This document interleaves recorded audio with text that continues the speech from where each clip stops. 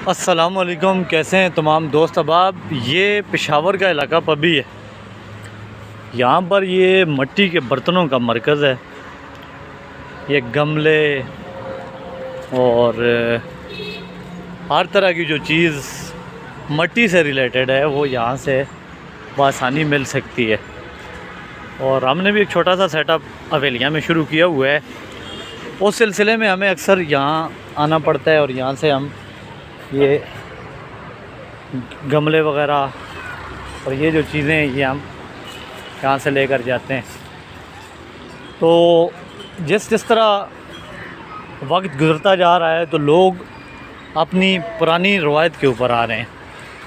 जिस तरीके से पहले वक्तों में मिट्टी के बर्तन इस्तेमाल करते थे, मिट्टी की चीज़ें इस्तेमाल करते थे, अब दोबारा लोगों में ये रुझान जो है वो बढ़ता जा रहा है।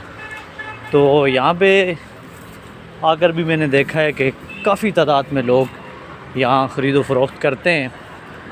और हांडी, कढ़ाई जो यानी आपको स्टील में मिलता है या डिनर सेट वगैरह जिस तरह के बर्तन होते हैं उन सब की कापी यहाँ मिट्टी के बर्तनों में आपको मिलती है। यहाँ ये तंजील साहब हैं, ये भी हमारे साथ यहाँ आए हुए हैं।